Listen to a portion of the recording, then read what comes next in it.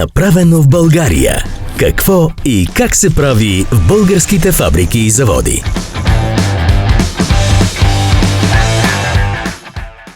Сега продължаваме. Ще ви покажем как се прави еленски бут в малка фабрика в сърцето на Балкана. Веднага чувам някой да казва: къде у нас толкова елени, че чак пък фабрика за еленски бут? Италианците си имат прошуто, испанците хамон, ние си имаме еленски бут. Даже една легенда казва, че испанците и италианците са научили от нас да приготвят своите световно известни местни деликатеси. Колко е вярно, не знам.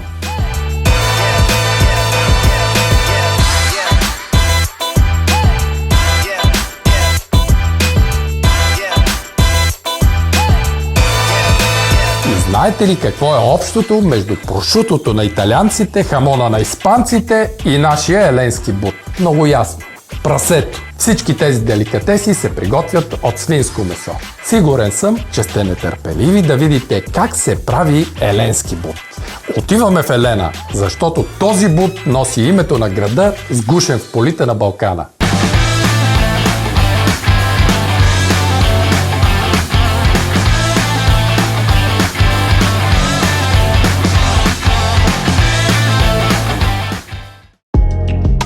Фабриката на Владислав Велев се намира в село Парчовци.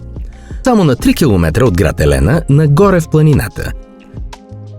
Владислав Велев е първият производител на еленски бут в промишлени количества. А какво означава промишлени количества, когато става въпрос за еленски бут, ще разберете в предаването. Основните източници на суровина за производството на сурово сушения свински бут са свинеферми и частници в района. В някои от фермите животните се отглеждат с естествено и традиционно хранене. Но всички бутове или други меса, които постъпват в малкото предприятие, са преминали през необходимите ветеринарни изследвания.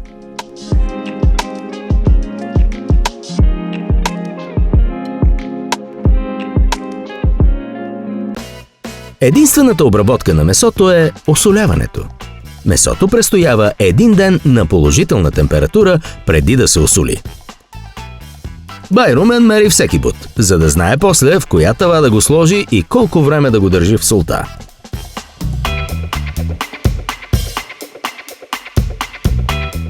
Вижте само с каква нежност и любов работи Байрумен. Всеки един бут минава през ръцете му. С леки масажиращи движения солта се втрива в месото. Осолените бутове се подреждат в специални тави, разпределени по дата и килограми. Цялото месо се покрива с сол, но не повече от 1 см дебелина. Сега вече всичко е в ръцете на естествените процеси.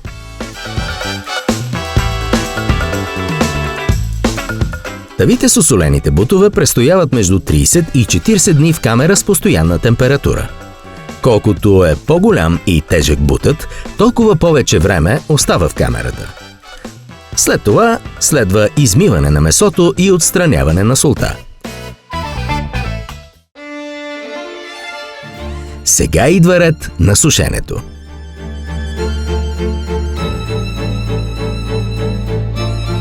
Бутовете се подреждат в строго определен ред в сушилнята.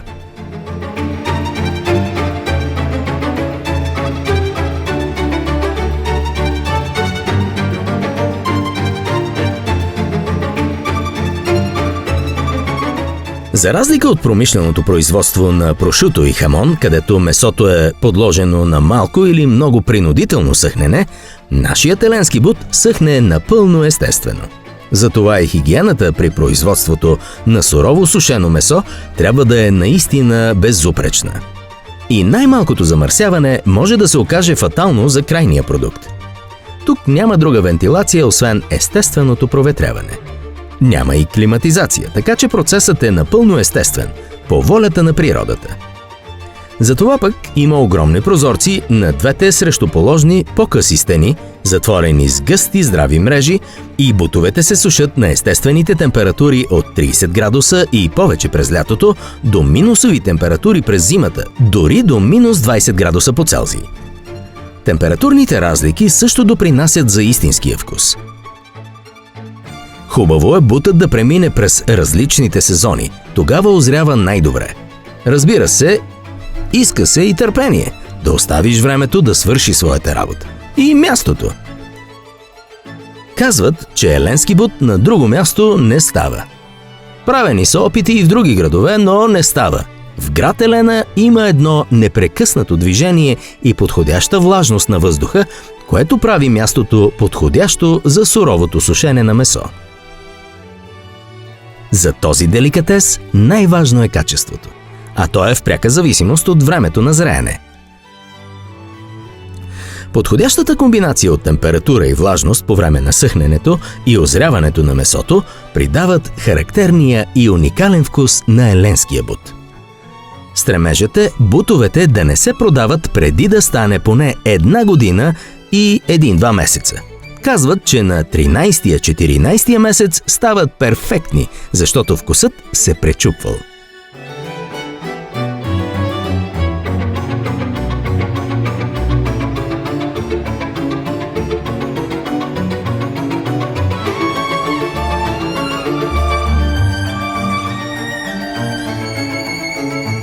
Преди да достигне до нашата трапеза, изсушеният бут се разфасова на по-малки парчета и се обработва допълнително.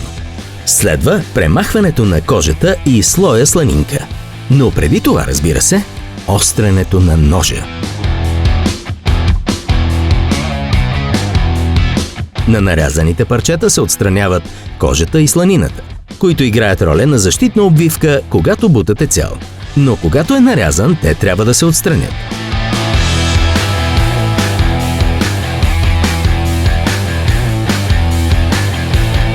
Ето тук вече не издържахме и изпряхме за малка почивка. Екипът не устоя на предизвикателството да снима без да пробва. Изчакайте само малко.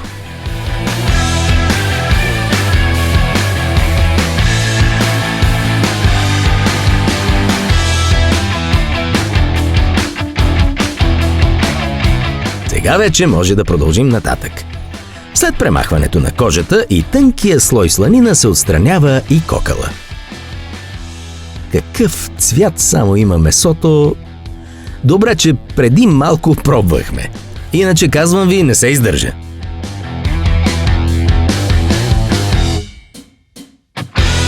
Чистото месо се вакуумира и етикетира.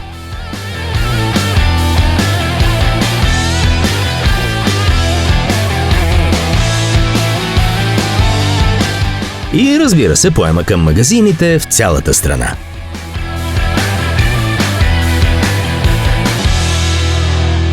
Явно еленчани са много горди със своя деликатес, след като и празник са му направили. Всяка година през есента в град Елена се провежда празник на еленския бут. Тук всеки може да покаже своя майсторлък и да почерпи, защото събитието протича с много демонстрации и, разбира се, дегустации.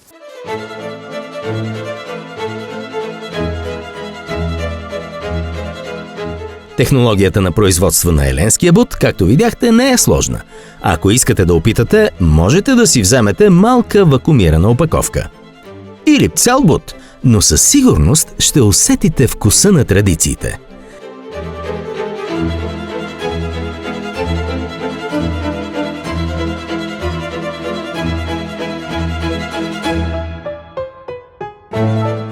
И ако попитате местните хора коя е тайната съставка на прословутия еленски бут, те ще ви кажат простичко – от въздуха е.